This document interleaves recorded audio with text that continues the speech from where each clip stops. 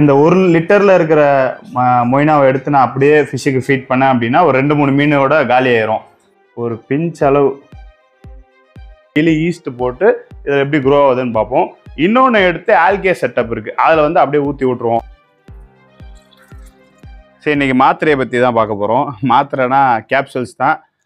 நம்மள நிறைய பேர் வந்து பிபிஎஸ் கேப்சூல் வந்து யூஸ் பண்ணியிருப்போம், ஆர்டிமியா கேப்சூல். அதில் வந்து ஆர்டிமியாவோட முட்டை இருக்கும், அதை தண்ணியில் உப்பு தண்ணியில் போட்டு நம்ம ஹேட்ச் பண்ணி மீன் குஞ்சுகளுக்கோ இல்லை மீனுக்கோ வந்து நம்ம ஃபீட் பண்ணுவோம். ஸோ அந்த மாதிரி இப்போ என்கிட்ட வந்து மொய்னா கேப்சூல் இருக்குது. அப்படியே பார்க்க ஆர்டிமியா கேப்சூல் மாதிரி தான் இருக்குது சைஸில். பட் மொய்னா வந்து பார்த்தீங்கன்னா ஃப்ரெஷ் வாட்டர், நம்ம நல்ல தண்ணியிலே வந்து போட்டு ஹேட்ச் பண்ணிக்கலாம். அந்த உப்பு, ஹேர் பம்பு அதெல்லாம் எதுவுமே வைக்க தேவையில்ல, ஒரு தண்ணியில் வந்து போட்டு இதை வந்து நம்ம ஹேட்ச் பண்ணிக்கலாம். அதே மாதிரி மொய்னா நம்ம வாங்கி குட்டிங்களுக்குலாம் போடுறோம்னு நினைக்கிறோன்னா அடிக்கடி கிராஷ் ஆயிரும். கல்ச்சர் வச்சிருப்போம், நம்ம திடீர்னு பார்த்தா எல்லாமே செத்து போயிடும். அப்போ நம்ம திரும்பி எதனா ஒரு செல்லர்கிட்ட போய் மொய்னா வாங்கி அதுக்கப்புறம் அதை திருப்பி கல்ச்சர் பண்ணுற மாதிரி இருக்கும். ஸோ இந்த மாதிரி நம்மக்கிட்ட ஒரு கேப்சூல் இருந்தது அப்படின்னா எத்தனை தடவை கிராஷ் ஆனாலும் திரும்ப திரும்ப கல்ச்சர் பண்ணிக்கலாம். ஆக்சுவலாக இது ஒரு பிஞ்சு போதும், இந்த முழு கேப்சூல் தேவை கிடையாது கல்ச்சர் பண்ணுறதுக்கு. இந்த ஒரு கேப்சூல்ல இருந்தே எப்படியும் ஒரு 6-7 டைம் வந்து நம்ம கல்ச்சர் பண்ணிக்கலாம். எனக்கு தெரிஞ்சு பண்ணிக்கலாம் தான் நினைக்கிறேன், அவ்வளோ இருக்குது.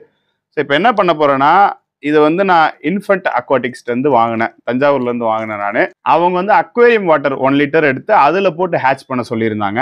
நான் வந்து க்ரீன் வாட்டர் வந்து கொஞ்சம் கல்ச்சர் பண்ணி வச்சுருக்கேன். ஆக்சுவலாக மழை தண்ணி பிடிச்சி வச்சிருந்தேன், அதுவே வந்து க்ரீன் வாட்டராக மாறிடுச்சு வெயில் பட்டு. இப்போ அதில் வந்து நான் ஒரு கல்ச்சர் பண்ணி பார்க்க போகிறேன். இவங்க சொன்ன மாதிரி ஈஸ்ட் போட்டு ஒரு கல்ச்சர் பண்ணி பார்க்க போகிறேன். க்ரீன் வாட்டர் கல்ச்சரில் வந்து நான் ஃபீட்லாம் பண்ண போகிறது இல்லை, அப்படியே அதை வந்து அது போக்கில் விட போகிறேன். 2 கல்ச்சரில் எது பெட்டராக வருது, இது எப்படி ஒர்க் ஆகுது அப்படின்றதெல்லாம் இந்த வீடியோவில் செக் பண்ணி பார்க்கலாம். இது ரெண்டுமே வந்து அக்வேரியம் வாட்டர் தான், ஃபில்டர்லாம் நான் பண்ணிக்கல. இது எப்படி ஹேட்ச் பண்ணணும் அப்படின்ற கைடை வந்து அந்த இன்ஃபென்ட் அக்வாட்டிக்ஸ் அனுப்பிச்சிருந்தாங்க. அதில் வந்து அப்படியே ஸ்டெப்பாக கொடுத்துருக்காங்க, நான் ஆட் பண்ணுறேன், செக் பண்ணி பாருங்க. அதில் வந்து அக்வேரியம் வாட்டரை ஃபில்டர் பண்ணி யூஸ் பண்ண சொல்லியிருக்காங்க.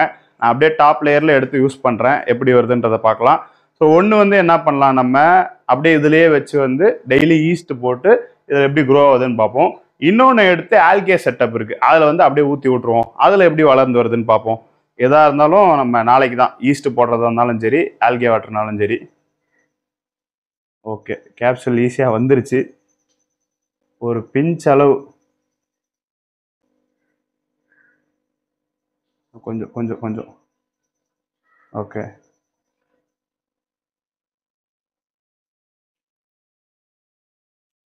ஆக்சுவலாக எக்ஸ் வந்து ஃபேரி ஸ்டிம்பிளாக நான் இதுக்கு முன்னாடி யூஸ் பண்ணியிருக்கேன்.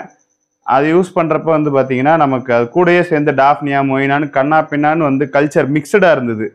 இது அந்த மாதிரி மிக்சடாக வருதா இல்லை மொய்னாஸ் மட்டும்தான் வருதா, அதெல்லாமே வந்து ஹேட்ச் ஆகி நம்ம கம்ப்ளீட்டாக வந்து செக் பண்ணி பார்க்கலாம். இப்போதைக்கு எக்ஸ் போட்டுட்டேன், எக்ஸ் எல்லாம் அப்படியே மிதக்குது, அப்படியே கலக்கி விட்டுலாம். சின்ன கேப்சூல், ஆனால் இதை வச்சுட்டு எங்கே எப்படி இருந்தோன்னா கல்ச்சர் பண்ணிக்கலாம் போல். வீட்டில் ஊருக்கு போகிறனா கூட எடுத்துகிட்டு போய் கல்ச்சர் பண்ணிக்கலாம் போல்.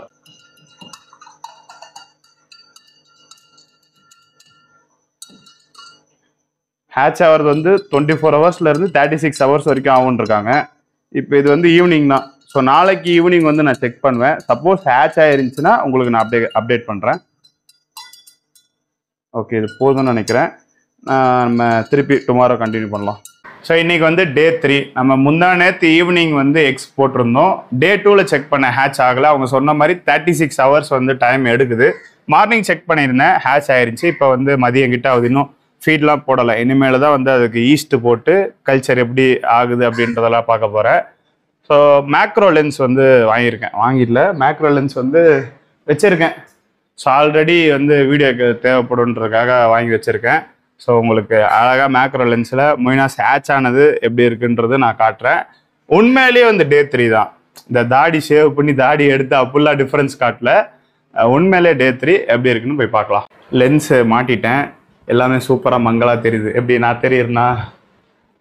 ஓகே, 2 பாட்டில்லுமே வந்து ஹேட்ச் ஆகிடுச்சு. நம்ம மேக்ரோ லென்ஸில் தெரியுதான்னு பார்க்கலாம். ஐயோ, மேக்ரோ லென்ஸ்லேயே வந்து அதுங்க கரெக்டாக விழ மாட்டுது. ஸோ நான் வந்து கிட்டத்தட்ட ½ கேப்சூல் வந்து யூஸ் பண்ணிட்டேன், சரிங்களா? ரெண்டுத்துக்கும் சேர்த்து சொல்கிறேன், ½ கேப்சூல் வந்து யூஸ் பண்ணியிருக்கேன். அப்போ இன்னும் வந்து ஒரு 2 கல்ச்சர்ஸ் வேணுன்னா நான் பண்ணிக்கலாம். டோட்டலாக ஒரு கேப்சூல்லேருந்து 4 கல்ச்சர்ஸ் வருது.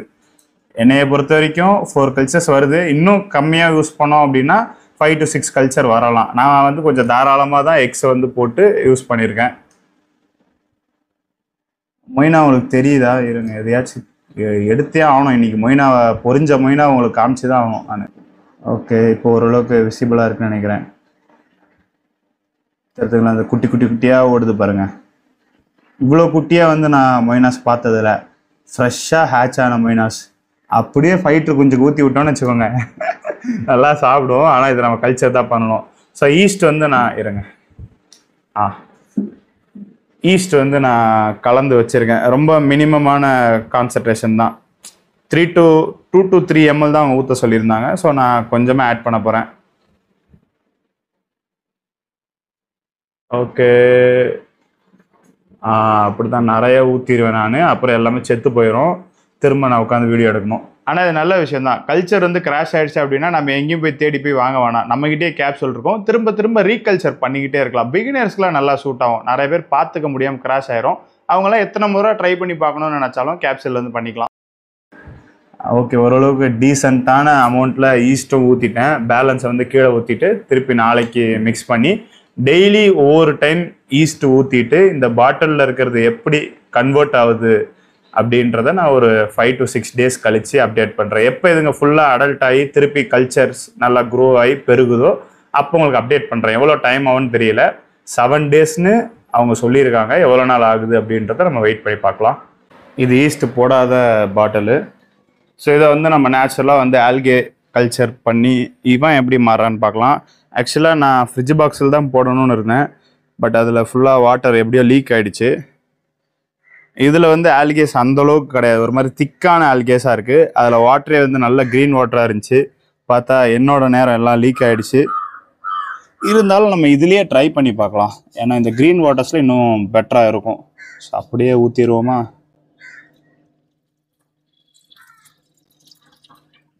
ஸோ வாட்டர் கம்மியாக இருக்கிறது பிரச்சனையாக இருக்கக்கூடாது.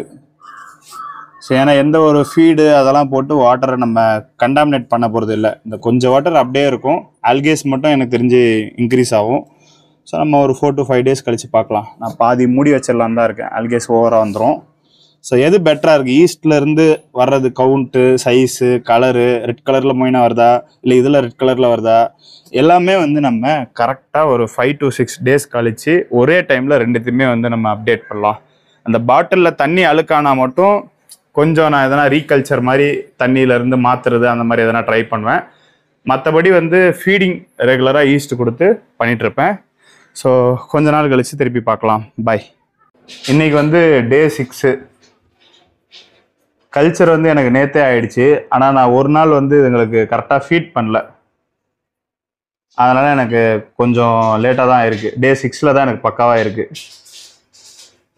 இது எப்படியும் 200-300 மொய்னாஸ் வந்து நமக்கு பெருகி வந்துருச்சு.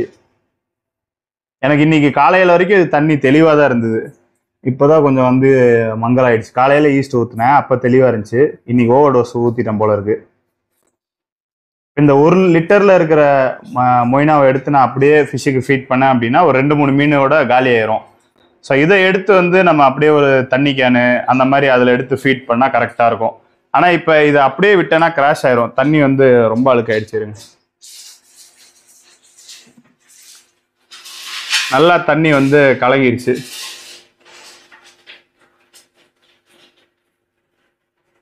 எங்க மொய்னால எங்க போச்சு? அது ஒரு எல்லாம் எப்படி இருக்கு பாருங்க. தண்ணி கலங்கினதுனால இதை நான் என்ன பண்ண போறேன், இன்னொரு பாட்டில் அப்படியே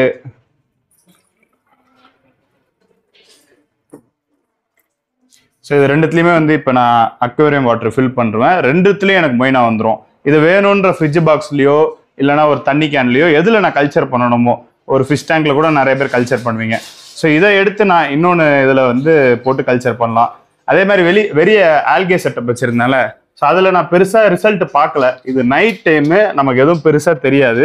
ஸோ நாளைக்கு மார்னிங் இல்லை ஆஃப்டர்நூன் நான் வந்து அதை செக் பண்ணி உங்களுக்கு அதில் எப்படி கல்ச்சர் ஆயிருக்குன்னு காட்டுறேன். ஆக்சுவலாக இப்போ நான் வெயில் அடிக்கக்கூடாதுன்னு அந்த தெர்மாக்கோல் வச்சுருக்கேன்ல, அதே 2 நாள் மட்டும் தான் வச்சேன். அதனால் பெருசாக அதில் ரிசல்ட் இல்லை. பட் எப்படி இருக்குன்றதை நாளைக்கு பகலில் வந்து நம்ம பார்த்து செக் பண்ணலாம். ஆனால் இந்த எக்ஸ்லேருந்து எனக்கு வெறும் மொய்னாஸ் தான் கிடச்சிருக்கு. நான் கொஞ்சம் மிக்சடு கல்ச்சராக இருக்கும் தான் நினச்சேன். வேறு பூச்சி இல்லை வேறு எதனா வரும் தான் நினச்சேன். ஆனால் கரெக்டாக ஃபுல்லாக எல்லாமே மொய்னா வந்திருக்கு. இந்த வீடியோ ஸ்பான்சர் பண்ணது வந்து இன்ஃபண்ட் அக்வாட்டிக்ஸ் தான். அவங்களோட நம்பர் கொடுத்துருக்கேன். இந்த மாதிரி உங்களுக்கு மொய்னா எக் கேப்சூல் வேணும் அப்படின்னா கண்டிப்பாக வாட்ஸ்அப் பண்ணுங்க அவங்கள.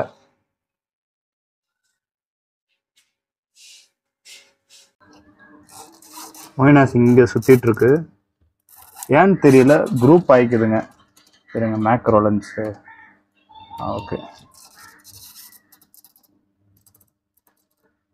தெரியுதுங்களா?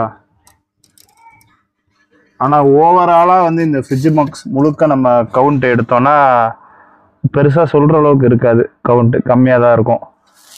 ரீசன் வந்து நான் அளவு வந்து எக்ஸ் அளவு வந்து கம்மியாக யூஸ் பண்ணேன். 2 பாட்டிலுக்கு சேர்த்து வந்து அரை கேப்சூல் வந்து யூஸ் பண்ணியிருக்கேன்.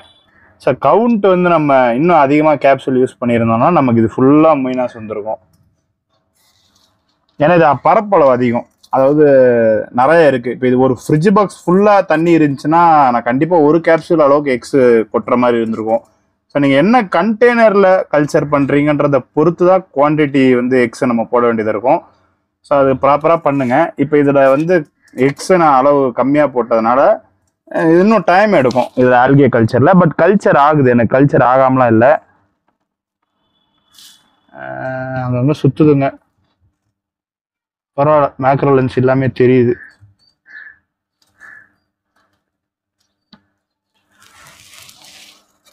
ஸோ எக்ஸாக்டாக வந்து பாட்டிலில் நான் கல்ச்சர் பண்ணது 5 டேஸ்லேயே வந்து ரெடி ஆகிடுச்சு.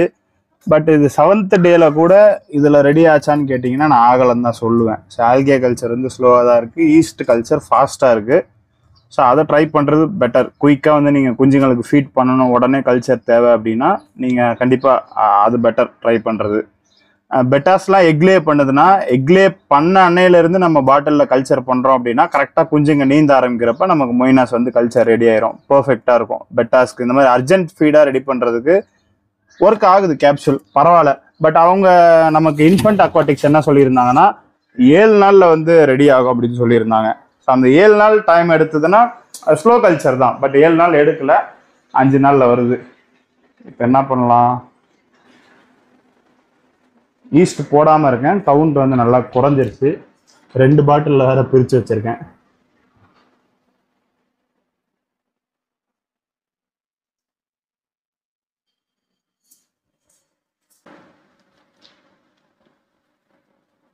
மேலே பார்த்தீங்கன்னா மொய்னாஸ்லாம் இறந்து கிடக்குது. ஆக்சுவலாக பாட்டிலில் இருந்து நான் இந்த பாட்டிலில் ஊற்றுனேன் பார்த்தீங்களா நேற்று, அப்படி ஊற்றுறப்பயே வந்து நிறையா அடி வாங்கிருச்சு. தண்ணியை ஃபோர்ஸாக ஊற்றுனதுனால இறந்துருச்சுங்க. பட் பரவாயில்ல, ஈஸ்ட் போடலைன்னா கவுண்ட் குறையுது. நீங்கள் கரெக்டாக மெயின்டைன் பண்ணால் கல்ச்சர் நமக்கு வந்துடும். டெய்லி ஃபீட் பண்ணி நீங்கள் அதை மெயின்டைன் பண்ணிக்கலாம். ஸோ ஒர்க் ஆகுது. வேணுன்றவங்க பர்ச்சேஸ் பண்ணி யூஸ் பண்ணிக்கோங்க. எனக்கு கேப்சூல் வந்து இப்படி தான் வந்து இந்த மாதிரி சின்ன கவரில், அப்படியே மீதி இருக்கிறத வந்து எடுத்து ஃப்ரிட்ஜில் வச்சுக்க போகிறேன். இப்போ எனக்கு நீடு கிடையாது, ஸோ அதனால் ஃப்ரிட்ஜில் வச்சு ஃப்யூச்சரில் தேவைப்படுறப்ப யூஸ் பண்ணிக்கலாம். இதில் பாருங்கள், கேப்சூல் வந்து 2 பாட்டிலுக்குமே நான் யூஸ் பண்ணேன். ரைட், இந்த குட்டி பாக்ஸில் போட்டு அப்படியே ஃப்ரிட்ஜில் பத்திரமா வச்சிட வேண்டியதான். இந்த வீடியோவில் தான். இந்த வீடியோ பிடிச்சிருந்தா லைக் பண்ணுங்கள். வேறு ஏதாச்சும் வீடியோ பண்ண நினச்சா கீழே கமெண்ட் பண்ணுங்கள்.